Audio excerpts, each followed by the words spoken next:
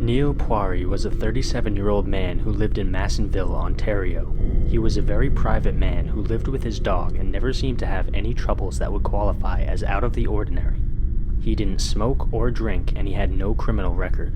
He also had no medical history, mental illnesses, or financial problems to speak of. For all intents and purposes, Neil's life was quiet but fairly pleasant. On February 22nd of 1996, Neil left a message on the voicemail at his place of work. He was a co-owner of the Super Tech Gym, and he wanted to let his other two co-owners know that he would not be coming to work for the next 2 days, but he would be back on Saturday the 24th. 4 days would pass without any contact from Neil. His brother Daniel drove to his house on February 26th just to check if everything was all right. Neil was nowhere to be found, and his dog was tied up outside, having not eaten anything for several days. Other than that, nothing seemed to be out of place. On February 28th, the police contacted Neil's family and told them that his car had been found abandoned at the Grand Prix restaurant near Engardienne, Quebec. This restaurant was 70 kilometers away from Neil's home and 30 kilometers away from the gym. According to the authorities, it had been abandoned for a full week. What's more is that the restaurant staff reported Neil had not been a customer. Nobody who worked there could recognize him. Shortly after this discovery, his family reported him missing. Unfortunately, since this case occurred in Canada, all the sources are written in French. If any of you can speak French, feel free to do a little research of your own and get back to me. As of now, all I can say is that it doesn't seem as if the search for Neil turned up a body or resulted in any arrests. However, that's not the end. Raymond Carey was the second co-owner of the Super Tech Gym. He lived part-time in Estrie, Quebec, and part-time in Montreal, where he had a second job as the manager of a bar. He was also a shareholder in that same bar. On January 10th of 2001, Raymond left his Montreal home to go to a business meeting. The details of this meeting are unknown. All we do know is that he never arrived. Several days after this meeting was supposed to occur, Raymond was reported missing. His car was found abandoned in an underground parking garage in Montreal. Much like with Neil's disappearance, there isn't much information beyond this in English, so I'll once again give any of my viewers who speak French a chance to help me out. With that being said, I think the first and most obvious train of thought would be in regard to the third and final co-owner of the Super Tech Gym. According to the Reddit post I found this case on, this mysterious third party was a man named Alain. Strangely, no last name was provided. This is also the only piece of information we have about this man. We don't know his background, his place of residence, or anything at all about him. It seems only logical that investigators would look into him as a suspect after both of his co-owners went missing under very similar circumstances, but I could find nothing about him ever being investigated. Who knows, maybe this mysterious Alain truly was responsible for the disappearances of both of his co-owners. Some people have speculated that the gym was involved in business dealings with some very shady people, but these rumors have never been substantiated. I, for one, have a hard time thinking that Neil and Raymond both just so happened to disappear by chance. I personally believe that their cases must be linked somehow, but we may never know the exact details for certain.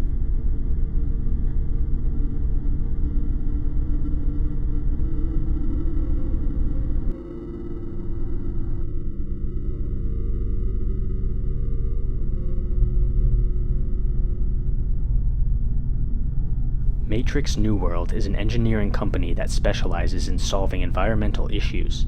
One of their work sites is located in Buckeye, Arizona, and used to employ a young man named Daniel Robinson.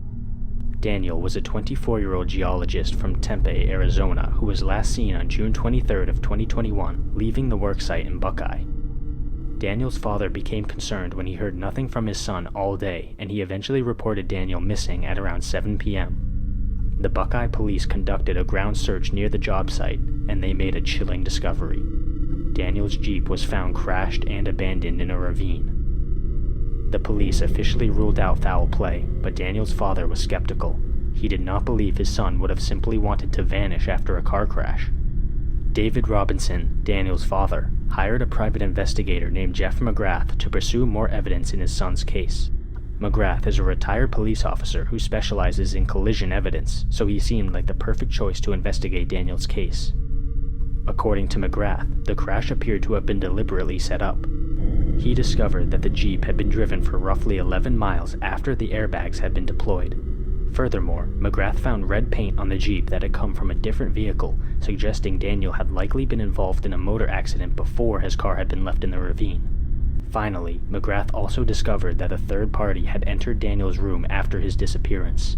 This person ransacked his closet and gained access to his laptop, where they searched through Daniel's history. With all of these pieces of evidence, David Robinson believes his son was a murder victim.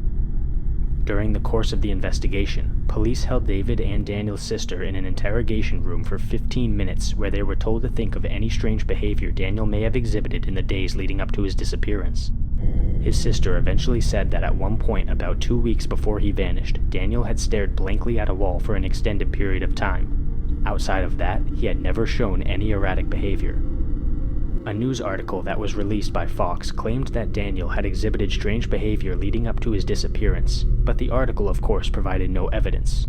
As we know, Fox News is less than reputable and is known to say things that are either taken out of context or are simply false. In fact, this very article claimed that Daniel had said he was in love with a woman he barely knew shortly before he vanished, but David believes this is a massive leap of logic. David spoke to his son for about 2 hours over the phone 2 days before the disappearance, and they talked about the woman the article referenced.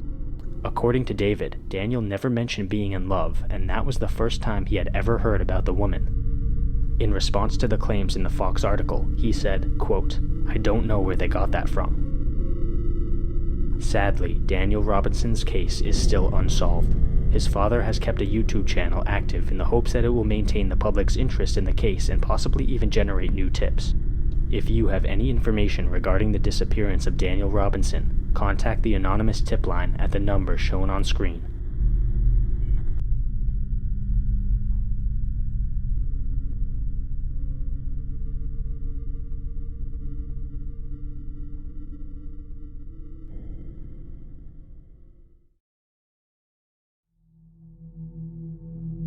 Amy Lynn Bradley was born on May 12 of 1974 in Petersburg, Virginia. She attended Longwood University with a basketball scholarship and graduated with a degree in physical education. She was known to be a strong swimmer and had even worked as a lifeguard before college. After graduation, she was scheduled to start a new job at a computer consulting firm, and she wanted to celebrate her accomplishments.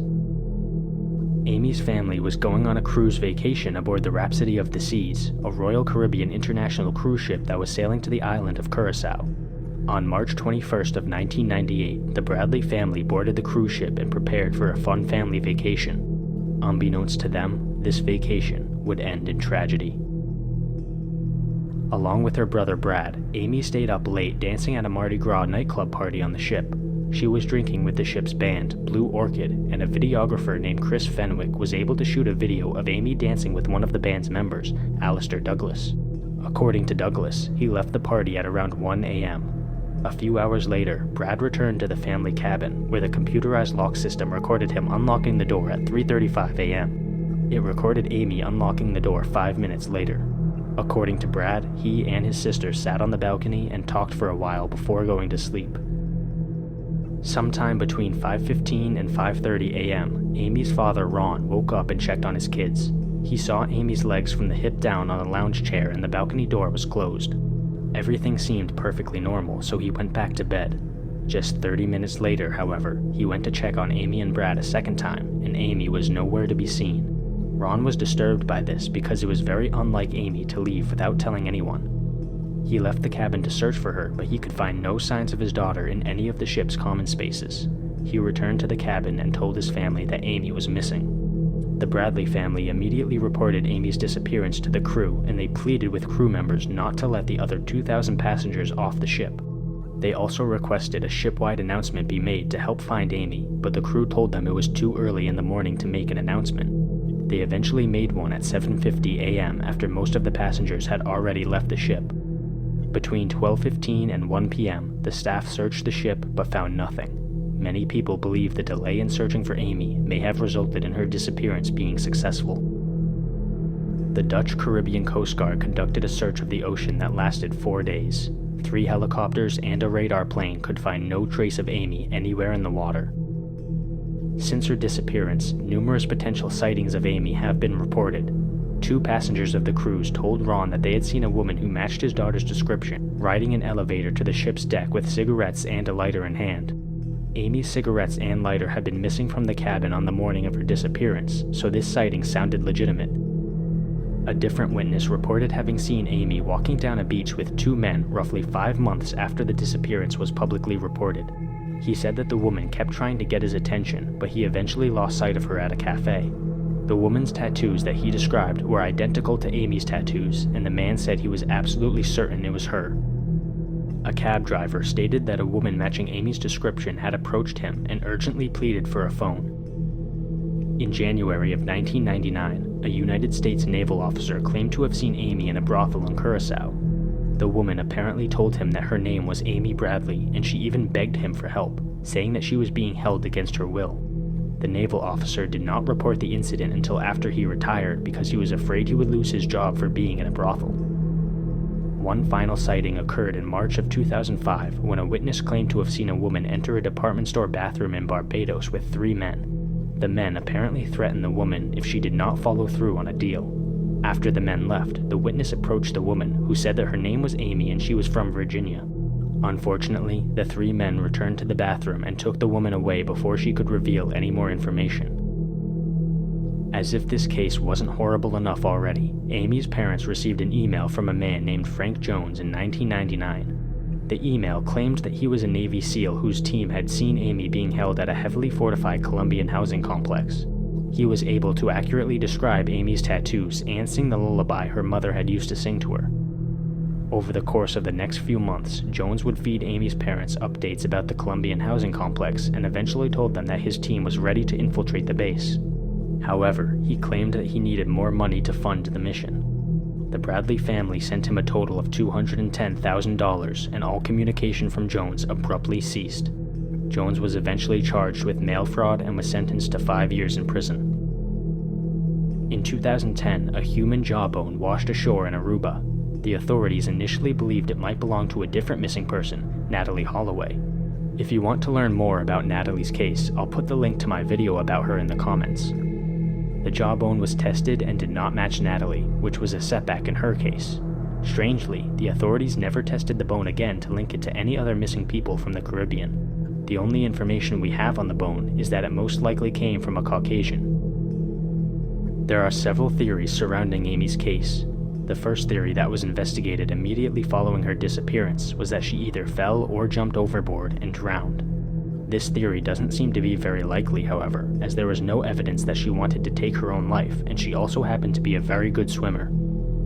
Another theory is that she was murdered aboard the ship and her body was dumped overboard, resulting in the unidentified jawbone washing ashore years later. However, the most likely theory is that Amy was the victim of sex trafficking. One of the waiters aboard the cruise reportedly tried to pass Amy a note inviting her to drinks with him on shore. Alistair Douglas, one of the members of the band whom Amy had been partying with that night, told the police a story that contradicted the security camera footage from the cruise. It's possible that several people from the ship were involved in kidnapping Amy and forcing her into a life of sexual slavery. The cold truth is that we will most likely never know for certain.